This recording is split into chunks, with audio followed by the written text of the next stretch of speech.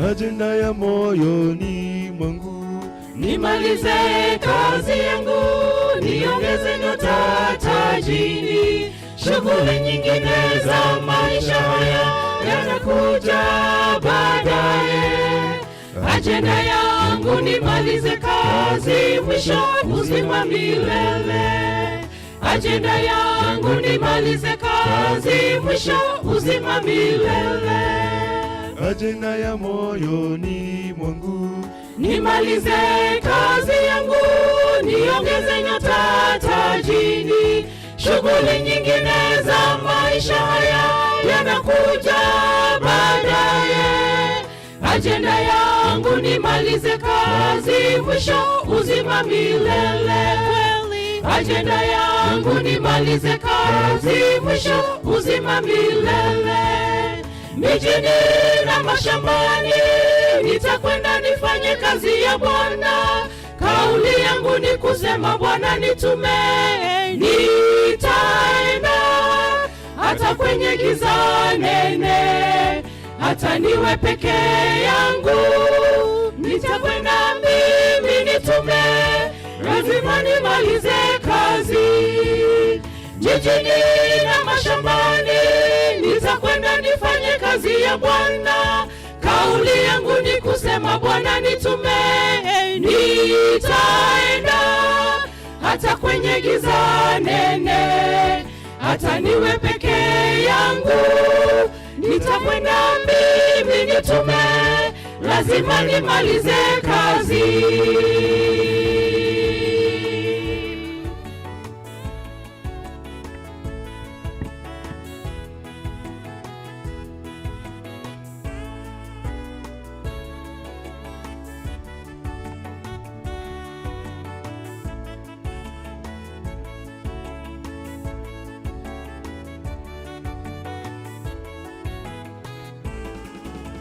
fanya kazi kungali mchana, kwa furaha bila kuchoka, ili kazi imalizike.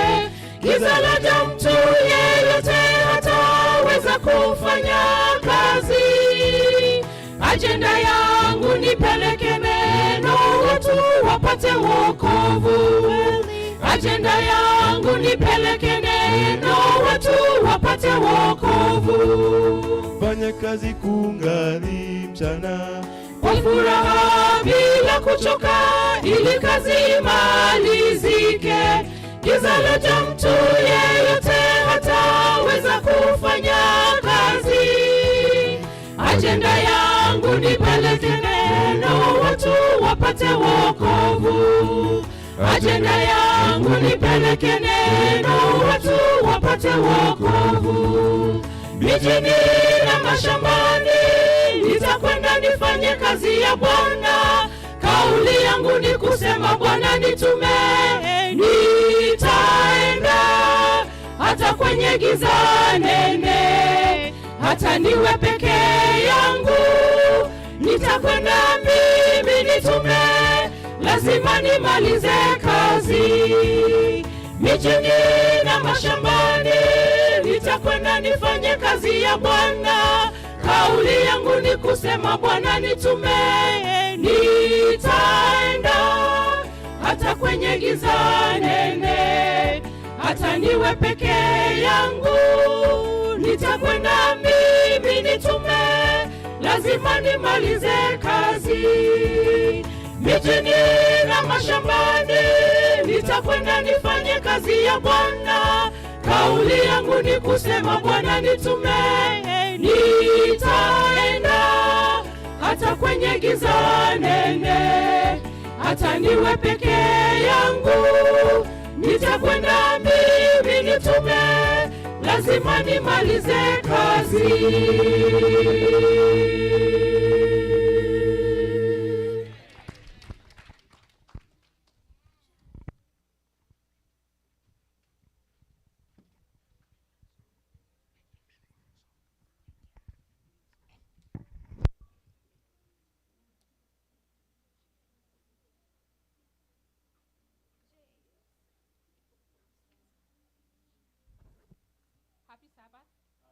For those who didn't understand what we were singing, difficultly said, our work here on earth is to take the gospel, and that is our agenda, to take the gospel. And when time comes, we will all go to heaven. Basically, that's what he was saying. Thank you. I was enjoying the music so much it really didn't matter what I was saying. Good morning, everyone. I always consider it a privilege to stand before the people and teach the word, to preach the word, so that God's instruction can help enhance our life and make our lives more productive and happy. And this is no exception. And so, Eternal Father, may your Holy Spirit descend upon me and through me into your people, so that your word may be understood, accepted, and practiced. Amen. I am going to deal with a few elephants that is usually in the room when we talk about parenting or being parents. And after we kill those elephants, we will see where we go from there, right? And this afternoon, I really invite you to come back. Cynthia and I will be really talking to you. We'll be taking your questions, and we will be sharing, hear this, very practical principles that have worked for us and have worked for many others, and I'm sure can also work for you. So we invite you back this afternoon. The first thing I'm going to say is this: there are no perfect parents. Even in the Bible, all the parents that we see in the Bible messed up. Did you know that? Every last one. Perhaps with the exception of Lois and Eunice in the New Testament, Timothy's mother and grandmother, every parent that we see that the scriptures show us in their parenting messed up. Abraham, Isaac, Jacob, Samuel, Eli, you name it. Take heart, therefore. There are no perfect parents. The other thing is this. Being a parent is difficult. Raising children is hard. And I will even say that people who have been blessed with compliant children end up with a false sense of parental superiority. What do I mean by that? Having children is like a box of chocolates. You don't know what you're going to get inside. And any one of us who had more than one child know that. Child number one might be this way, and child number two, another story, and child number three, even different. And so sometimes, people were blessed with children who, when they were born, were like the baby Jesus. I just want to love and be happy. You know, have you ever met a child like that? Mommy, daddy, I want to do whatever you want. I just want to be a lovely, loving child. And so sometimes we believe that we are great parents because we had good children. Let me say that over. We believe we are good parents because we had good children. And we look down upon others who really have a challenge. Which is why I am very wary and not a love of Parents of the Year award in church. You know, we want to, these are the great parents, and we give them a plaque for being great parents, because the message we are sending could be a very bad message to those who are struggling to raise their children because somebody was blessed with a compliant child. Here's another thing. The difficulty of parenting is directly proportional to the child's temperament. You with me still? In other words, parenting is easy or hard depending on the child that you have to deal with. Some children, I remember being shot for saying this, But I don't believe the people who were angry with me were really angry with me. They were just ashamed to accept what I'm going to say. So remember, I'm here with you. I'm here for you, and I just want to be truthful. Some children are hard to parent. Some children are even hard to love. And we only love them because they're our children. And that is why, as somebody said, a spoiled child is one just like mine but belongs to the other person. Yes.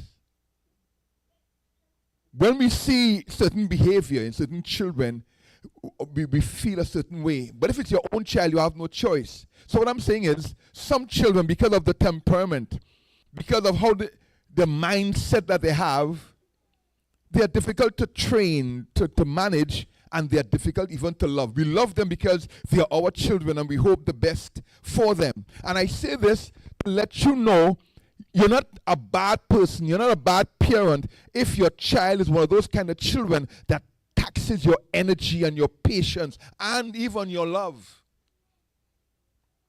You see,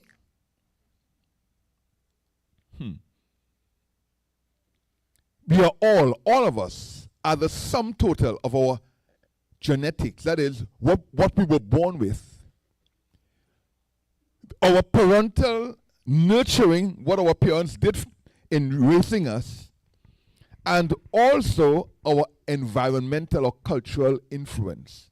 So each one of us in here, we are that combination of what we brought into the world, what we were born with, what our parents did or didn't do, and what our culture and our environment put into us. And sometimes we have a combination that doesn't help. What do I mean? There's a strong-willed child. Literally, there are children who are strong-willed. You see them even in the cradle. There's a child who sleeps the whole night. It's so sweet, and this kid who screams and cries and will not go to bed for nothing. You breastfeed him, you rock him, you clean her, whatever, and they just seem to have their own way. And then if you take that temperament, and as parents, we don't do a good job of nurturing that child, and then what happens in the environment, that is not a happy combination. But all of us are shaped by our environment and our parents, which is why we have certain attitudes and ideas about life, which brings me to my next point. Training up a child 50 years ago or 40 years ago is different from raising a child today. But even more than that, raising a child in Kenya is different from raising a child in Delaware. Are we still together? Would you agree with that? Which is why many times when people who were raised in Kenya, when they move to America and they have children in America, find that the children who were nurtured, who came over with them at 12 or 15 years old, are different than the ones who were born here and are raised here, because your environment plays an important part in who you will be. And many of us, we are afraid of what we hear people say about America. You know, they will send you to jail if you spank your kid, etc. And so we are afraid. But even so, let me say this. Children born 40 years ago were different. How do I know that? Some of you might remember this. Do you remember when children were born with their eyes closed? And it will take days before their eyes opened? Anybody here can testify to that? Have you ever seen a child born today with their eyes closed? No. From the moment they come out, they are looking around. Yeah. That says a lot. Children are born at more advanced. Have you ever seen a 1-year-old child or even 2-year-old already on your cell phone? They know what to push and Have you ever seen that? Yes. The kind of questions that children ask at 3 and 4 years old today, you didn't have a 3 or 4-year-old child 40 years ago asking that. What I mean is this. We cannot use the same methods we used 40 years ago for children today. In the same way, we cannot use the same methods that we used in Kenya in Delaware, because it's a different child in a different environment. I usually tell people this, what 1 Thessalonians 5:21 says, examine it all and choose the good. In Trinidad, we would say, eat the meat and throw away the bone. In the same way, I would like to suggest as my first point, examine how you were raised. Examine what your grandmother said, what people said when you were back there. Examine it. Take out the good things from it and throw away the bad, because not everything that our parents did was correct. Would you agree? Not everything they did was correct. And one of the main mistakes that our parents made, including mine, was that licks meant discipline. And that the way you train a child was how much you beat them. My parents used to say back then, I will beat it out of you and I will beat it into you. Meaning, I will beat the bad way out and I will beat the good way in. You can't beat it in or out. What you did is to crush children's mind or make them rebellious. But in our cultures back in the Caribbean and maybe back in Kenya and stuff, that was the weapon. That was the tool. You beat the child. Sometimes you can even speak. You can even say, Mommy, it didn't happen that way. For instance, when I was growing up, if an adult complained on you, forget it. Your licks were sure. But adults used to lie.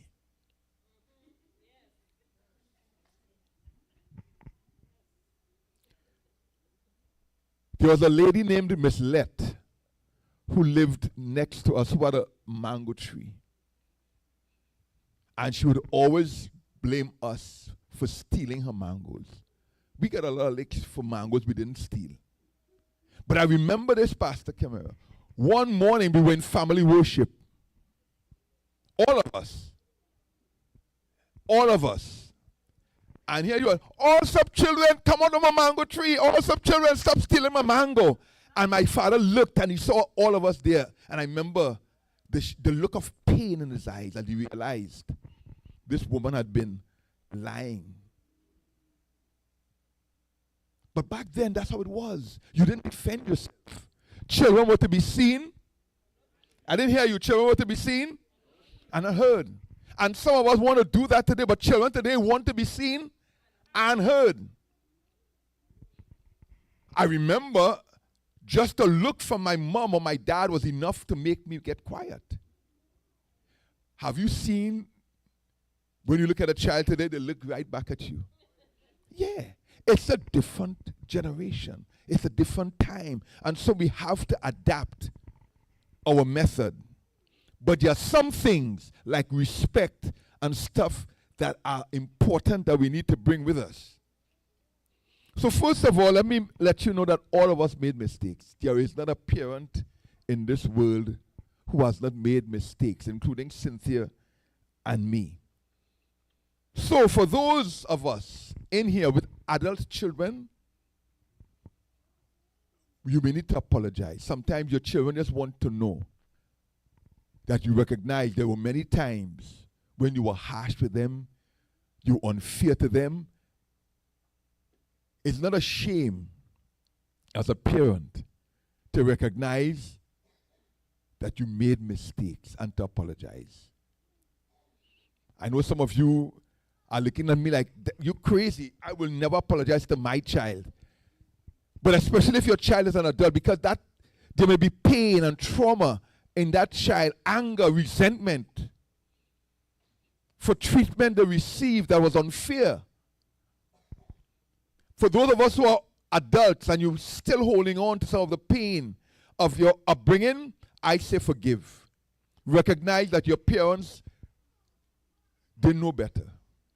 They were doing what they were taught, and they thought they were doing good, and they made mistakes.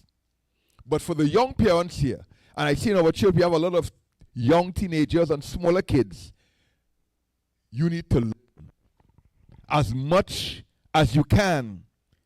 Seek support from those around you to be able to raise your children. And we have to also acknowledge that there are special needs children among us. Sometimes a special needs child has special needs and need to be trained in a special way. And it's much more challenging. So for parents who may have a special needs child, a child that has been diagnosed as having autism or any one of these other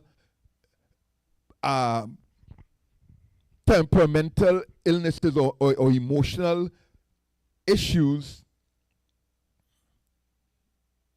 there are certain common mistakes.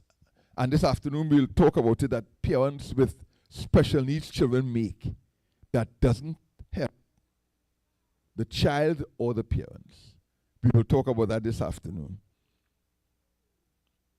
With that said now, let's go to our Bible verse. Train up a child in the way he should go, and when he is old, he will not depart from it. First of all, let me say, how you have always understood that text is not what it means. The meaning most of us have heard and believe it means bring them to church, send them to church school, teach them about Jesus, and when they become adults, they might stray but then come back. That is not what the text is saying. It is not saying that there's a standard way that every child has to be trained. That is, if you bring them to church, if you teach them the memory verse, which was good, what the kids did this morning, children's story and that stuff, that was beautiful. But that is not what that text is really telling us. When it says train up a child in the way he should go, it is saying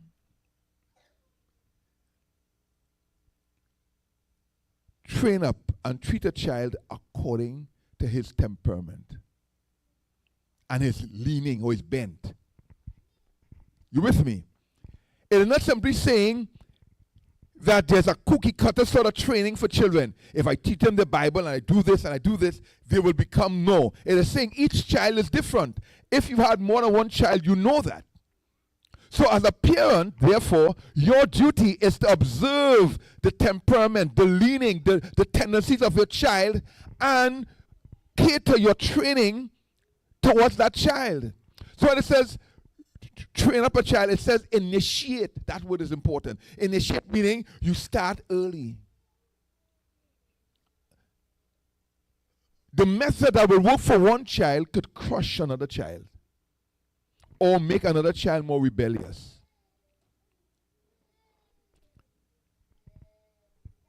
Cynthia and I have 3 adult children.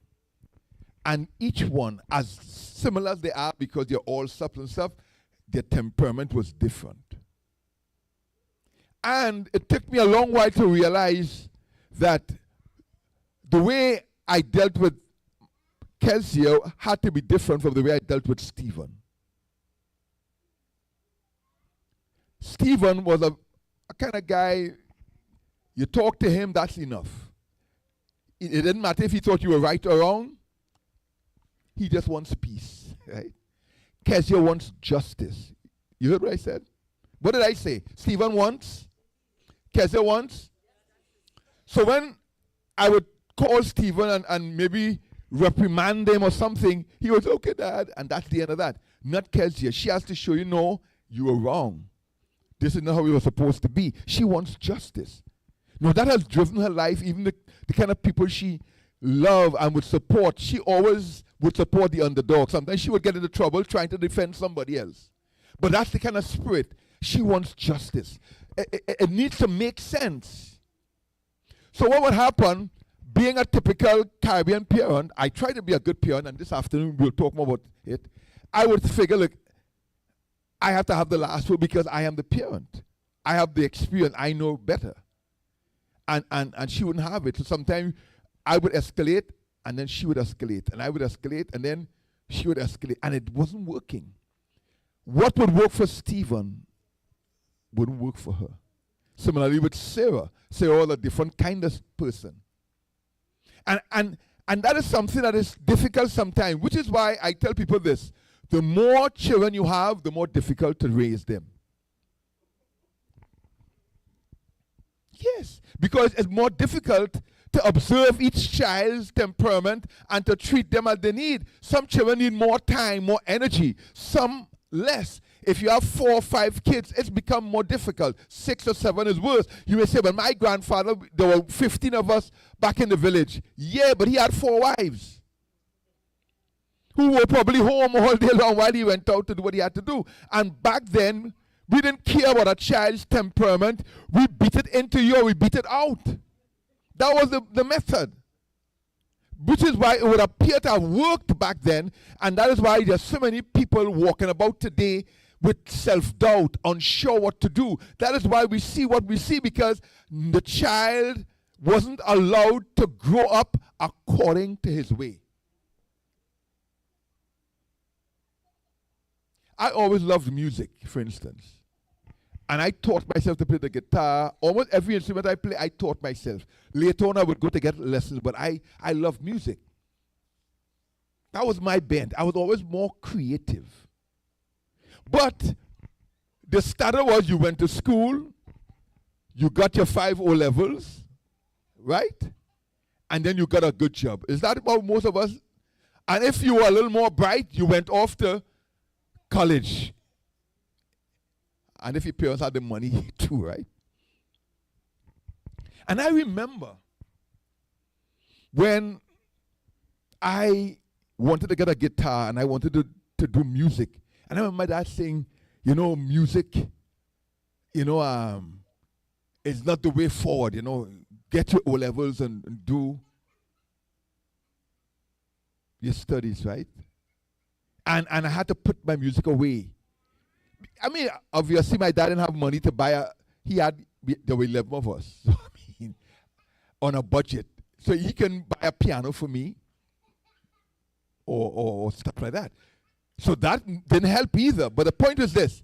The idea was go get your 5 O-levels. But because I just love music, I found ways to train myself. Like I would go to church. Before service, I would sneak in and right there in the dark try to play, And I remember one adult saw me and chased me away. Get away from here, leave this. I was about 8 at the time. It was very hurtful what he did. And then he told my dad, your son was there playing the piano. I had to stop him. But I thank God, my father at that moment, the Holy Spirit wisdom, showed him that I wasn't just playing on the piano. And he said to me, he said, don't worry, son. One day you will play for thousands. And that came true. So that was one moment when my father, hallelujah, he nurtured me in the way I should go. He recognized this boy really likes this. And he didn't crush me. Which is why today, in all of my churches we have pastored, I love when the kids go on the piano. All I tell them is don't bang it. Don't, But as long as they're a child, they're trying, I encourage them. Why? Because I remember me and Brother Mitchell. One day, I remember I went and I was there playing the piano. And as I was leaving, he said, Allsop, come here. You think I don't know what you're doing? I've been seeing you coming and playing that piano in the church. And I was getting scared. And I remember those words he said. Until this day, I thank Brother Mitchell. And I recognize what support and a kind word of an adult to a child could do. He said, but I see that you really like it.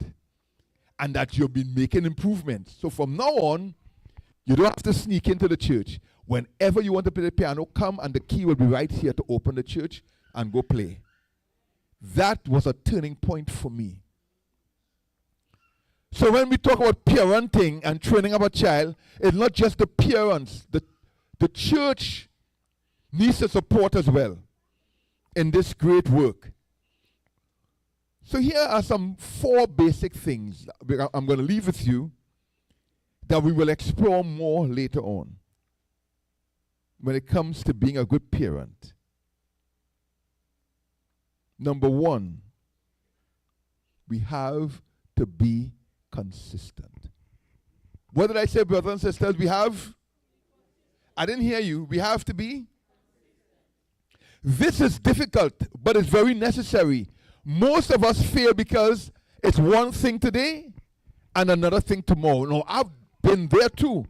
Being consistent calls for self-discipline.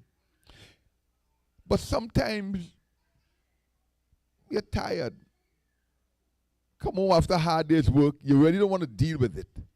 And that is when you have to deal with it. You have to be consistent.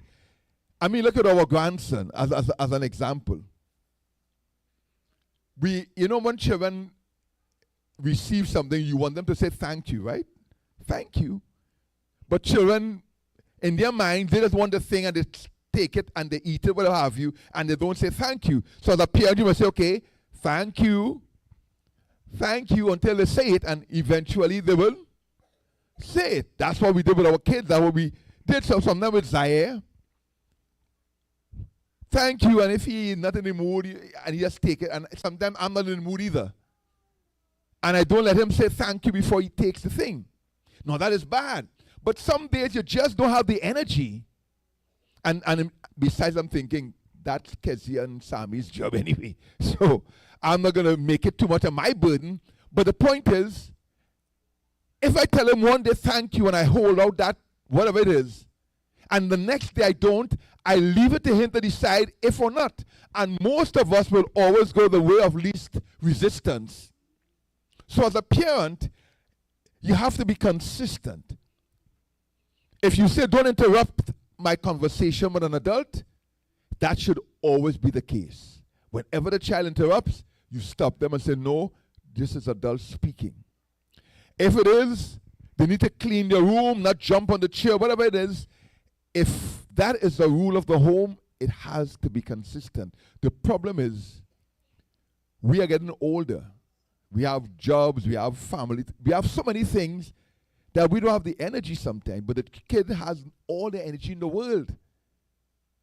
So they can outlast us sometimes, which brings us to the second point. We got to start early. The longer we take to begin training a child, the more difficult.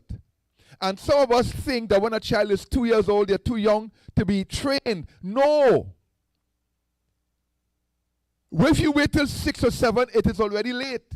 And by the time they reach 12, you can forget that only Jesus can change them. And sometimes even Jesus can't change them.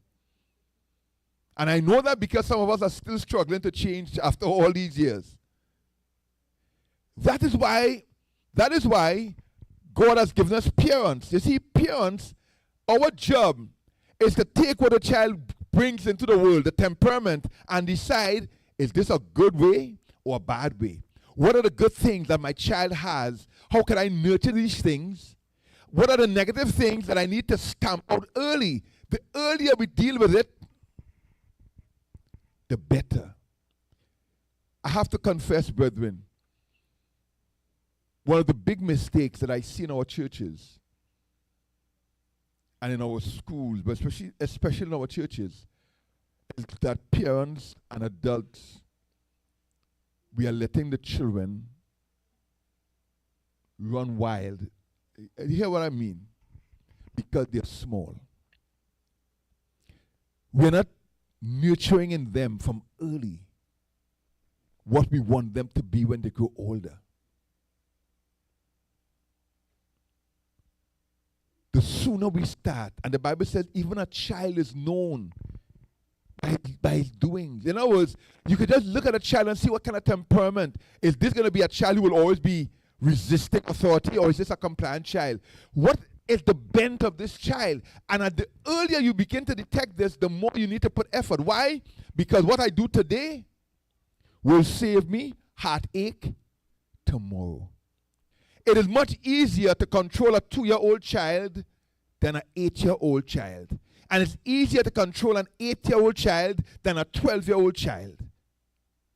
If that child doesn't respect me at 4, it is easier to begin to work that than at 8. And if it is 15-year-old, forget it. What I'm saying is, start early. The earlier we start, the easier the job becomes. Most of us react instead of being proactive. That is, instead of charting our course, we react to what is happening. I cannot stress this enough. Start early. From the time the child begins to understand facial expressions, your actions, and you see that little understanding, we need to start pouring into that child what we want. Here's another one. So the first one is be consistent. We can't be wishy-washy. We have to be consistent. The second one, start early. The third one, pick your battles well. Sometimes we have too many rules in the home. Children can't handle 4 or 5 rules. So we need to pick our battles, meaning what are the things that are important to your home, to you, for the child to know. And if you choose, let us suppose you decide the battle is, if you use your toys, you must put them away when you're finished. Let us suppose that's the rule. Because your kids tend to leave the living room all scattered with toys, and you come in and you bounce your foot on a bike, or you trip over a ball or something. You say, this is dangerous. The home is looking crappy. So here what? If you play with the toys, you need to put them back where they should be. If not, you will not be able to play with your toys. Let us suppose that's the rule. And you make sure children understand. All right.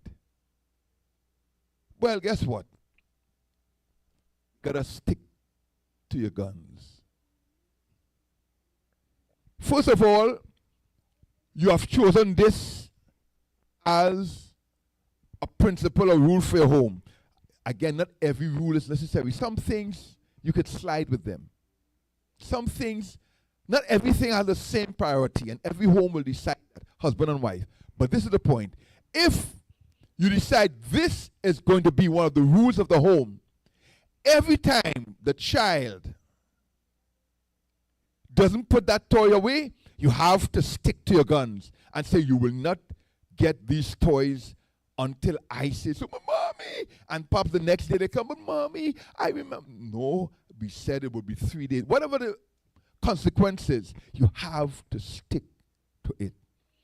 Far too often, we make rules in anger because you're really angry that the child was playing with the cell phone and you didn't get your call. I don't want anybody to pick up the cell phone again. The day I see you with this thing, but it's just in anger. So the more when you're in a good mood, guess what? But what we are teaching the child is to have his or her own way. So I'm saying that make your rules very simple. Make them few, because children cannot hold 5 and 6, 7 rules in their mind. But whatever you choose as the rules of your home, you have to stick to it.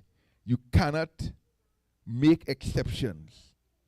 And be sure that your rules are enforceable. Far too many parents give their children empty threats. And after a while, the child begins to realize this is an empty threat. One kid, his mom was, Johnny! He didn't move. Johnny! He didn't move. Johnny, if you don't come here now, man, you'll be so sorry. He didn't move. So his friends were with him playing. He said, did you hear your mommy? He said, no, I know when to leave. I know when her voice gets a certain pitch, it's time to go. You're laughing, but you know that is true. The children, after a while, they know when to actually move. So you will speak 4, 5, 6, 7 times. They're waiting till they hear that pitch. When they see that look in your face, and then they will jump and move. Because you have trained them that way. Because all along, when you were telling them things and making threats that you didn't follow through, you taught them not to listen to your word. Now, the problem with that is they become adults. And that's the same husband who doesn't listen to his wife until she begins to kick and scream. That's the same wife who doesn't listen to her husband. That's the same son who will be sass a teacher or police officer and then get shot. Because you and I taught them that what I say doesn't really matter. And because he knows or she knows, mommy will speak once at this level, twice, third time, fourth time. By the fifth time, yeah. I already have gained 15 minutes. But you have trained them to expect other authority figures to do the same thing. But guess what? Every authority figure will not do the same thing. Most of them, they speak once, then they get fired. Or the cop, whatever have you.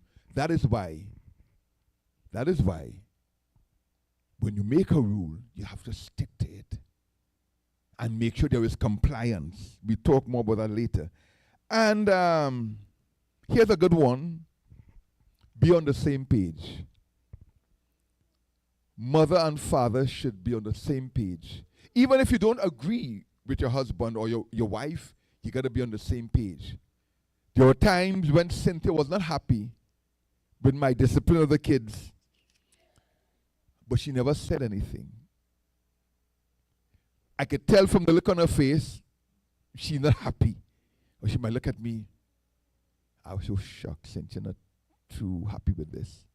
Then afterwards, she would say, Inskip, I really didn't agree with the way you handled that situation because A, B, C. And a lot of times I would realize, you were right. And then we would, if necessary, to apologize or change what I said or whatever have you. The point was that she would never disauthorize me in front of the kids. So let us suppose the children wanted to go out. And I said no. Right? She would never come out and say, Inskip, they should go. She would call me inside and say, no, I think they should go, because after all, blah, blah, blah. And if it made sense, I would go and tell them they could go. She would never go behind my back and tell them why. Why do you think that was necessary? Because children would begin putting one against the other. It creates confusion. Who is the real authority? Which rule should I obey? Because dad said one thing and mom said something else. Who should I obey? And what would happen? They begin to decide, okay, I know for this, I could get away with mommy with this. I could get away with daddy with this. And then the parents are angry with each other. Would you believe how many times when couples come to me for counseling, part of the problem is that they're not on the same page with the kids.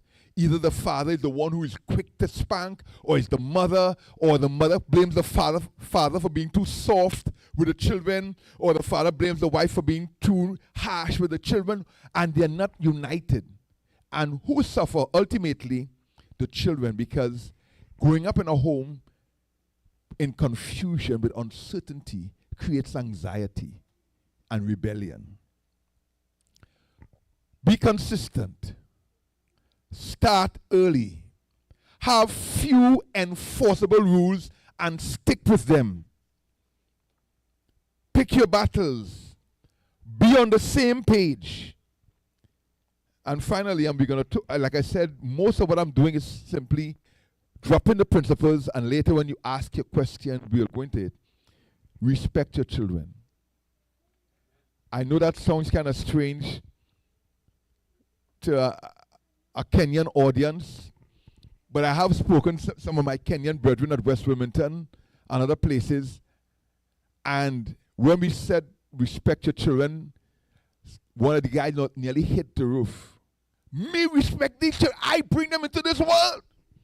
I am the father. One guy was even proud to say that he spanked his 18-year-old son. Man, I beat him. And I'm thinking, he let you beat him. He let you beat him.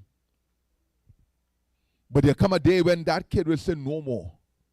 And he will leave the home or fight you back. But I just thought, how could a man tell me that you're proving you're a good father by beating an 18-year-old kid? who is a young adult by this time. Why? Because we believe, because I'm the father, because I am the mother, you should respect me, but I should not respect you. For instance, this is a different culture, remember this, and a different age. In older days, the younger always told the adult good morning or good evening. Right? So the rule in Trinidad was this: if you walk into a room and you meet people, who should greet who first? The one walking in should greet who is there, right? That was the rule they taught us. If you walk into a room, you say, good morning, good afternoon. But if we were here first and an adult walked in, they wouldn't greet us. And they would think that we were being disrespectful because I am the adult. But that was the rule that you established, was the person who walks into the room and meets others there. But what most adults feel, I don't need to respect children. But hear me this: respect gains respect. Fear is not the same as respect. If your children fear you, that is not respect. I remember once I was teasing one of my grandchildren. Can't remember which one it was. And they got angry. And they, I can't remember if they say, stop, grandpa, or something like that. But and I remember their mother said, don't speak like that to grandpa. Show respect to grandpa. I said, no. It was my fault. So I apologized. I said, I'm sorry, I didn't mean to. I realized I had teased the child and caused him to get angry. I was wrong. I was the one who didn't respect the child's person. So I apologized. And I told his mother, I said, no. Don't chide him. Don't correct him. He was simply being human and telling me time to stop. I was the one who was wrong. Even if a child is 4 years old, it's still a person. It should be respected. Have you ever done that to a child? If they're eating something or doing something, just take it from them without saying please or thank you because you're a child? Has your child been looking at TV and you wanted to see something else and you just came and took the remote and changed the channel? But mom, you were looking at this. Hey, I want to see my show. That's disrespect. And that is what Paul meant when he said, parents, do not aggravate your children. When we do things like that. Because if the child did that to you, they would be spanked. How dare you come in here? Did you see me watching the show? So then why is it when I'm watching, it doesn't matter to you?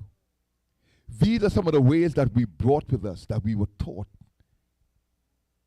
When we saw parents behave in a certain way. But I want to say it doesn't work this way anymore because they were wrong. Our parents were wrong. Many times they were wrong. And today especially, in this culture, the law will let you know that you were wrong. But not only that, children's minds are more advanced. They are more rebellious by nature because they know more. And if we really want to discipline our children, we would respect them as well. And finally, let me say this. Raising a child, disciplining a child, is for one purpose only: to teach that child how to control themselves when they become adults. Let me repeat that. The purpose of parenting a child, of training up a child, is so that we could teach that child how to control themselves when they become adults. And far too many of us have failed in life, in our jobs, in our relationships, in our Christian walk, because we never learned how to control ourselves. We never learned how to judge a situation on its merit and act accordingly, because our parents never gave us those tools. My prayer for this church is that through this message and this afternoon, we would have planted the seeds in you as parents to be true parents, not punishers, not people who beat it out and beat it in. Because when there's no one to beat it in or beat it out, what happens? But we will learn that the greatest gift I could give my child, the greatest gift I can give my child as a parent, is the gift of self-discipline. And that's why we train up our children in the way they should go, so that when they get old, they will not depart from it.